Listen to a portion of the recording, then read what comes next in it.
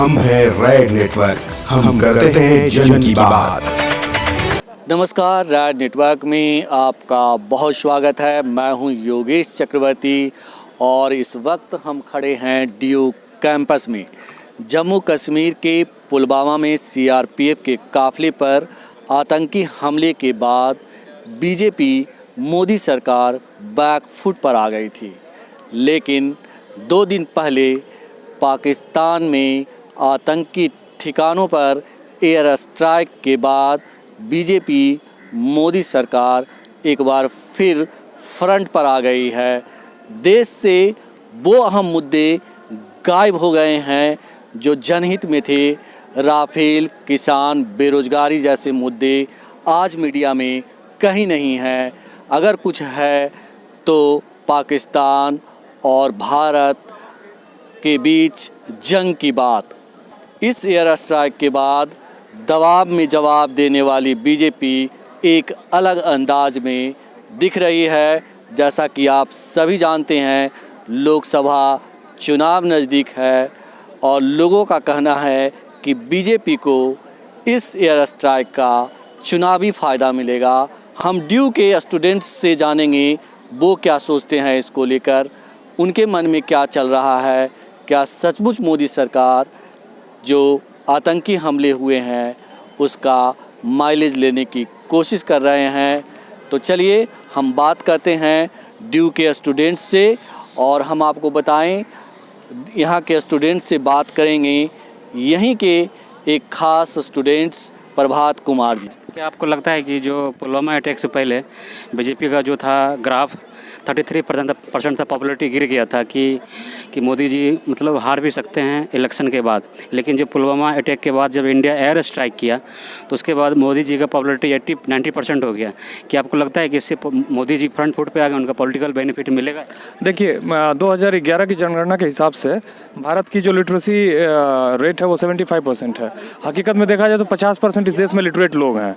अभी तो फिलहाल वो कुछ दिनों के लिए, अभी इलेक्शन देखा जाए तो एक तरह से स्लॉग वॉर्स चल रहे हैं, इसमें वो थोड़ा सा फ़ायदा होगा, लेकिन इस तरह के फ़ायदे को जनता भी समझ रही है। सबसे बड़ी बात है कि ये उल्टा भी पड़ सकता है। ये उनको, अगर ये फ्रंट फुट पे थे तो अभी हमको लग रहा है 2 कदम वो बैक फुट की तरफ आ गए हैं। जब से हमारा वो जो सैनिक पायलट पकड़ा गया है अभिनंदन वर्तमान, वो देखिए उनका जो चेहरा है ना वो उजागर आया है। आप अपना बूथ मजबूत कर रहे हैं। आपको लगता है कि यदि अभिनंदन को पाकिस्तान नहीं रिटर्न करता है वापस इंडिया, तो क्या मोदी जी फिर से वार फुल स्केल वार में चले जाएंगे? देखिए, मैं पढ़ा लिखा आदमी हूँ, मैं पीएचडी किया है मैंने, यूनिवर्सिटी का गोल्ड मेडलिस्ट था मैं। और एक पोएम मैं कोट करना चाहूँगा, विल्फ्रेड ओवेन की एक पोएट है और ये इतनी अद्भुत पोएट है कि इसको रखने के बाद आप पढ़िएगा गूगल में। वो पोएम है स्ट्रेंज मीटिंग। उसमें होता ये है कि एक सैनिक, जैसे एक फिल्म है, आप देखिएगा नो मैन्स लैंड, उसको देखिएगा, उसको ऑस्कर मिली है, 11 ऑस्कर मिली थी उसको भी देखिएगा। तो बेसिकली 2 सैनिक जो अगेंस्ट लड़े थे एक दूसरे के, मरने के बाद स्वर्ग में मिलते हैं। स्ट्रेंज मीटिंग, दोनों बैठे हुए हैं और बातें होती हैं, वो वार की फ्यूटिलिटी पे बात करते हैं। मेरे भाई, इस देश में, इस दुनिया में कोई भी देश वार अफोर्ड नहीं कर सकता है। हर कोई न्यूक्लियर पावर, इमरान खान की मैं तारीफ करूंगा, मैं इंडियन होने के बावजूद उसने जो पेशेंस, उसने जो फार साइटेडनेस दिखाई है, वो ज़्यादा मतलब एक तरह से देखा जाए तो राजनीतिक है, ज़्यादा सोशल है, ज़्यादा उसके पास विजन है मोदी जी की तुलना में। उसने कहा है कि शुरू तो कर सकते हैं लेकिन ख़त्म उसको रोक नहीं सकते। एक बार शुरू हुआ तो वो रुकेगा नहीं। तो स्ट्रेंज मीटिंग की बात यही है कि दोनों मिलते हैं और कहते हैं कि वार का कोई मतलब नहीं है, हम एक दूसरे को मार रहे हैं। आपका खून और मेरा खून, मेरा हाथ नहीं जानता कि मेरा हाथ है, वो इनका हाथ नहीं जानता कि इनका हाथ है। एक्चुअली सबसे बड़ी बात यह है कि हम चाहते क्या हैं। आप देखिए, ध्यान से सुनिएगा इस बात को, कि चाइना ने पिछले 6 साल में 4.4 ट्रिलियन की इकोनॉमी अपनी बढ़ाई है। भारत की पूरी इकोनॉमी 3.5 ट्रिलियन की है। रसिया, ईरान और इंडिया का मिला भी लें तो पिछले 6 साल की चाइना के बराबर नहीं है। पूरे दुनिया में 20 ट्रिलियन के आसपास की यूएस की इकोनॉमी है, 14.5 ट्रिलियन के आसपास की चाइना की इकोनॉमी है, उसके बाद भारत है 3.5। आप समझ सकते हैं कि आपको पिछले 5 सालों में कितना नुकसान हुआ है। और अगर आप वार कर देते हैं तो 10 साल तक आप उस जो पिछले 2014 में थे वहाँ तक नहीं पहुँच पाएंगे, उसके बराबर नहीं रह पाएंगे। एक गरीब देश ये वार अफोर्ड नहीं कर सकता है, इसलिए हमको इसके बारे में सोचना भी नहीं है। हमको बात करनी है, उसका जो मैक्सिमम बातचीत से और दूसरे सोल्यूशंस खोजने होंगे। पुलवामा अटैक से पहले जो थी मुद्दाएं इंडिया में गरीबी, बेरोजगारी, 6 करोड़ लोग पिछले 5 साल में बेरोजगार हुए, युवा। इंडिया का पॉपुलेशन यंग 35 ईयर्स के एज का है, तो उसमें 6 करोड़ लोग बेरोजगार हैं।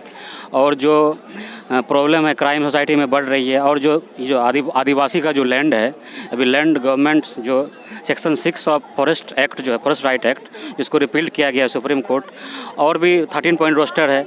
ये सब रोस्टर आपको लगता है कि पुलवामा अटैक के बाद जो अपने सीआरपीएफ पर्सनल पर जो अटैक हुआ है, उसके बाद जो मोदी जी एयर स्ट्राइक किए, ये सारे मुद्दा मतलब ख़त्म हो गए हैं, अब केवल इंडिया पाकिस्तान रह गया है? मैंने शुरुआत में ही कहा कि बेसिकली देखिए, इमोशनल तो उनको एज मिला है, लेकिन बेसिकली प्रॉब्लम अभी आजकल सरकार ने किया क्या है कि जो आपकी ये अल्टरनेटिव मीडिया है, ये कुछ काम कर रही है और लोग भी समझदार हो गए हैं, व्हाट्सअप सोशल मीडिया पे ज़्यादा भरोसा करने लगे हैं। देखिए, सरकार मैनिपुलेट कर रही है, उसने मेन स्ट्रीम मीडिया के, आप देखिए कि कैसे कैसे एडवर्टीजमेंट आ रहे हैं। आज मैंने देखा यूट्यूब पे एक तो बहुत भद्दा गंदा मैं कहूँगा वो एडवर्टीजमेंट था। दूसरा एडवर्टीजमेंट था कि उसमें एक जर्नलिस्ट का नाम लिया जा रहा था, पंडित रविशानंद, और उसमें एक महाभारत के चैप्टर का छोटा सा उल्लेख था। वो 1 मिनट का एडवर्टीजमेंट था, उसमें बहुत ही वल्गर ढंग से सरकार अपनी पॉलिसीज़ का, अरे भाई आप ह्यूमन डेवलपमेंट इंडेक्स में 130वें नंबर पे हैं, हंगर में 100 के बाद हैं, आप हैप्पीनेस में 100 के बाद हैं, किसी इंडेक्स में नहीं, आप कैसे बात करते हैं कि नौकरियां मिली हैं? हमको तो, मेरे तो आसपास किसी को नौकरी नहीं मिली है प्राइवेट सेक्टर में। देखिए, आप सबसे इस बात को समझने की ज़रूरत है कि मैं क्या हूँ क्या नहीं हूँ वो दूसरी बात है। सबसे बड़ी बात है कि हर आदमी को, चाहे वो किसी जाति का हो, चाहे वो सवर्ण हो, चाहे वो अवर्ण हो, चाहे वो ओबीसी हो, चाहे एससी हो, चाहे एसटी हो, चाहे माइनॉरिटी हो, हर आदमी को आनंद से रहने का अधिकार होना चाहिए। ऐसी डेमोक्रेसी बनाइए ना आप, ऐसा एक समाज बनाइए, ऐसा देश बनाइए। अब बिना मतलब की बातें करेंगे आप, 10% 20% दे रहे हैं जहाँ नौकरियाँ बची ही नहीं हैं। तो मेन बात है कि ये बांटने की राजनीति है, और ये 2.5 महीने बचे हैं इलेक्शंस में। ऐसा भी नहीं है, ये उल्टा भी पड़ सकता है, बूम रैंक करके घूम के आ सके लग सकता है, इसलिए अभी कुछ कहना जल्दी होगी। आप किस तरह देखते हैं पुलवामा अटैक को जो मोदी जी किए हैं एयर स्ट्राइक? देखिए हम लोग मतलब ये 21वीं सदी के युवा हैं, ठीक है, और पूरे वॉर की जो कहानी है वो 20वीं सदी की कहानी है। तो 21वीं सदी की जो भी कहानी है उसमें युवा, खास करके जो नए पीढ़ी के बच्चे हैं, वो वॉर पसंद नहीं करते हैं, ठीक है। एक बहुत ही पसंदीदा समाज चाहते हैं जिसमें एक शांति का समाज हो। तो बिल्कुल ये पूरा दोनों मुल्क के लोग वॉर नहीं चाहते हैं। और अभी जो देश का सिचुएशन है, हम लोग चाहते हैं कि एक नेशनल संप्रभुता को ध्यान में रख करके एक लार्जर लेवल का पॉलिसी कश्मीर को लेकर के और पाकिस्तान को लेकर के बने, है ना। और बिल्कुल वैसे ही पॉलिसी। क्या आपको लगता है बीजेपी इसका बेनिफिट लेगी जो एयर स्ट्राइक किया है? देखिए, अगर बीजेपी कुछ भी नहीं कर पाएगी इस चीज़ को लेकर के, मुझे ऐसा समझ में आता है कि अगर नेशनल संप्रभुता की बात आएगी, राष्ट्रीय संप्रभुता की बात क्यों आएगी, तो इस देश की जनता अगर सड़क पे आ गई तो बीजेपी से सवाल पूछेगी और लाठी से सवाल पूछेगी कि आपको हम देश बचाने के लिए दिए थे और युद्ध करने के लिए नहीं दिए थे, ठीक है। तो ये बड़ा सवाल है ही, तो बीजेपी कुछ नहीं कर पाएगी बिल्कुल। ये जो एयर स्ट्राइक से पहले इंडिया में जो गरीबी, भुखमरी, बेरोजगारी चरम पर थी और मोदी जी का पॉपुलैरिटी घटते जा रहा था, क्या आपको लगता है एयर स्ट्राइक के बाद भारत का जो प्रधानमंत्री है श्री नरेंद्र मोदी, वो मतलब इलेक्शन 19 में बेनिफिट लेगा इसका? देखिए, मुझे लगता है कहीं ना कहीं कि ये कहीं ना कहीं जो डायलेमा है, कहीं ना कहीं पॉलिटिकल भी है। अक्सर जब चुनाव आते हैं तभी क्यों टेररिस्ट जैसे जो टेररिस्ट घटनाएं होती है अक्सर क्यों होती है, लेकिन हम शहीदों के साथ हैं। और मैं ये कहना चाह रहा हूँ हमारे प्राइम मिनिस्टर साहब से कि अगर मैं, हमारे अभी एक विंग कमांडर हैं जो उनके कब्जे में है, तो उनको तो पहले लाने की कोशिश करें। और कहीं ना कहीं पॉलिटिकल्स तो व्यू तो है, अगर पॉलिटिकल्स व्यू नहीं होते तो ये ऐसे हमेशा उसी वक्त घटनाएं क्यों होती हैं। तो मैं ये कहना चाहूँगा कि भारत सरकार को कि उनको पहले लाएं और हो सके तो 2019 वाला इलेक्शन रोक दिया जाए। और जो हमारे 46 शहीद भी हुए हैं और हमारे कमांडर अभी कैद में है, तो कहीं ना कहीं ऐसा तो नहीं ना कि सत्ता और विपक्ष एक दूसरे के साथ मिलकर कभी सोचता है कि मैं रहूं सत्ता में, कभी आप रहो, कभी ऐसा तो गोलमेल तो नहीं है ना। यही मैं बोलना चाहूँ। ठीक है, थैंक यू। पुलवामा अटैक को आप किस तरह देखते हैं? सर, पुलवामा अटैक जो है बड़ी सही, मतलब जो है फौजियों के लिए बहुत नुकसानदायक था। निहत्थे फौजियों को मारा गया। उससे पहले भी अपने ये कांड हो चुके हैं। 5 हमारे भारत फौजियों के सिर काट के ले गया पाकिस्तान, संसद पर हमला किया, बम्बई अटैक किया। ये मोदी जी ने बहुत सही सटीक जवाब दिया है पाकिस्तान को। पूरा विश्व मोदी जी के साथ है। ये बहुत सही समय पर किया गया है अटैक। इससे भारतवासियों को बहुत खुशी मिली है और होली और दिवाली का तोहफा मिला। आप बताएंगे कि जो इंडिया जो एयर स्ट्राइक किया है पाकिस्तान पे, इससे मोदी सरकार को क्या बेनिफिट होगा? मोदी सरकार को ऐसा लग रहा है बट जो अभी जो चुनाव आने वाले हैं उसमें फ़ायदा मिलेगा, बिकॉज सभी के सभी जो इस अटैक को सभी स्ट्रैटेजी सोच के चल रहे हैं कि जो भी स्ट्रैटेजी है वो लिंकअप की जा रही है मोदी गवर्नमेंट से, कि जो भी गवर्नमेंट जो भी किया है वो सब स्ट्रैटेजी गवर्नमेंट की है। अब गवर्नमेंट है, हालांकि पहले अगर लग रहा था कि हाँ पहले जो चुनाव में जो अगर पार्टी आएगी तो कोalition में आएगी, बट एक तरीके से वैसा लग रहा है कि हाँ जो चुनाव का जो एक पूरा एक होता है ना कि पूरा सिनेरियो बदलता हुआ नज़र आ रहा है इसी पुलवामा अटैक की वजह से, क्योंकि इसको पूरे अटैक को गवर्नमेंट के साथ जोड़कर देखा जा रहा है और सभी जो पॉलिटिशियंस हैं वो सभी के सभी इस अटैक को एक पॉलिटिसाइज करने की कोशिश कर रहे हैं। तो लग रहा है कि हाँ अब इसकी वजह से कहीं ना कहीं अब दोबारा से बीजेपी आएगी। आप डीयू के पॉलिटिकल साइंस का स्टूडेंट हो, तो आपको लगता है कि जो हमारे एक सोल्जर एयर पर्सनल जो वहाँ पाकिस्तान में अरेस्टेड हैं, क्या लगता है कि यदि पाकिस्तान गवर्नमेंट उसको वापस नहीं भेजती है इंडिया, तो आपको लगता है कि मोदी जी को फुल स्केल वार करके उनको वापस इंडिया बुलाना चाहिए? वॉर करके तो नहीं, बिकॉज वॉर करेंगे तो हर ये होता है ना कि लाइक हर वॉर का सोल्यूशन वॉर से ही नहीं दिया जाता। एक कुछ डिप्लोमेटिक्स भी होते हैं, डिप्लोमेसी भी होती है कुछ किस नाम की, तो डिप्लोमेसी के थ्रू हम उसका आंसर देंगे अगर नहीं भेजते हैं, बट लग रहा है कि हाँ वो भेज देंगे। आपको लगता है कि मोदी जी का पॉपुलरिटी बढ़ा है? बड़ी है। अच्छा, आप किस डिपार्टमेंट से हैं? मैं पंजाबी डिपार्टमेंट से। अच्छा, पंजाब डिपार्टमेंट से हैं आप पाकिस्तान पे। इससे लगता है कि आपको जो मोदी गवर्नमेंट है, क्या 2019 इलेक्शन में उनको बेनिफिट मिलेगी, फ़ायदा मिलेगी? हाँ जी, क्योंकि ये इलेक्शन आने से पहले का हुआ है तो मेरे को लगता है कि कुछ ना कुछ तो होगा। मतलब ये पॉलिटिशियन का मतलब है इसमें, और इलेक्शन से पहले हुआ है ये चीज़।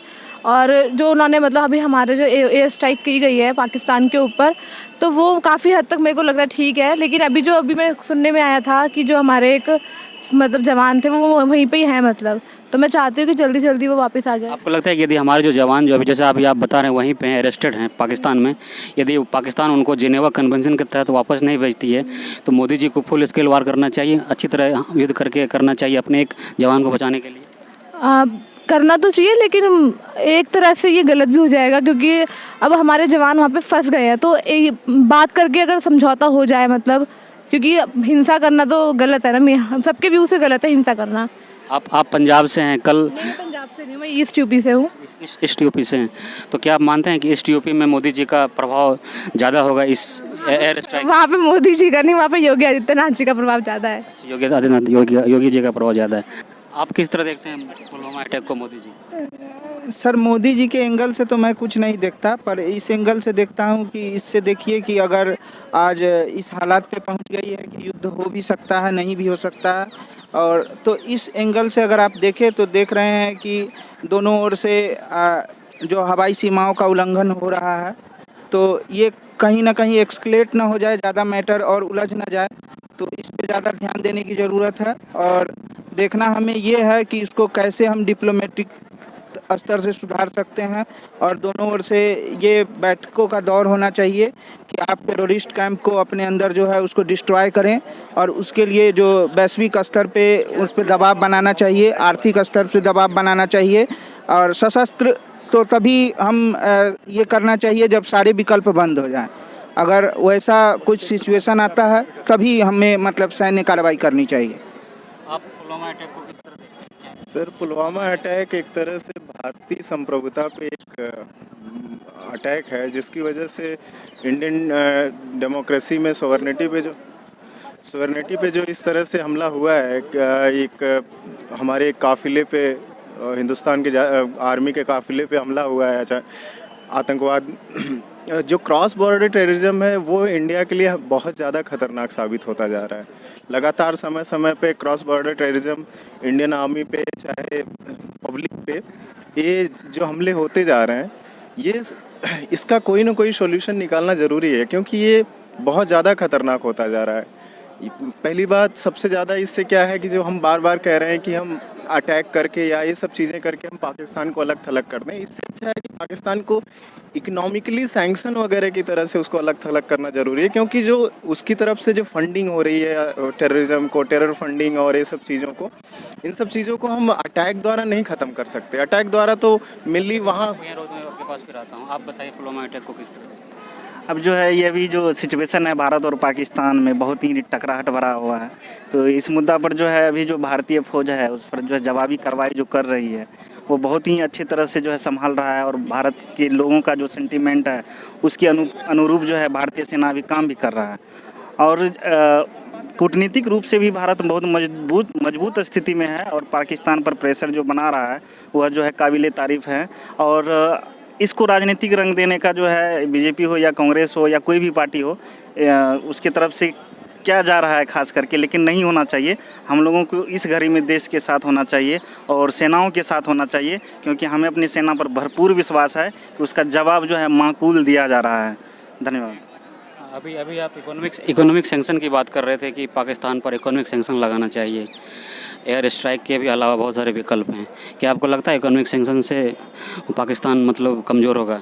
देखिए सर, अभी जो 2-3 दिन के जो घटनाक्रम रहे हैं कि इधर से भी क्या नाम है हमने उनके अंदर अटैक मतलब अपना मिराज भेजा, और उधर से भी F-16 के थ्रू, मतलब अगर हम देखें तो आज की सिचुएशन के हिसाब से आज़ादी के बाद 70 साल बाद आज दोनों कंट्रीज मिलिट्री में बहुत ताकतवर है। अगर आज वार सिचुएशन होती है तो नो डाउट दोनों देशों का बहुत ज़्यादा हार्म होगा, और जो अभी दोनों में तकरार बनी हुई है उससे अभी पूरी पब्लिक इस सकते में है कहीं युद्ध ना हो जाए। हाँ, और इन सब चीज़ों को लेके आज प्रधानमंत्री नरेंद्र मोदी का जो स्पीच था उसमें आप देखेंगे उन्होंने एक जो उनकी स्पीच में एक डर वाला वो आया है कि पड़ोसियों में अस्थिर करने की कोशिश कर रहा है कल वाली सिचुएशन के बाद।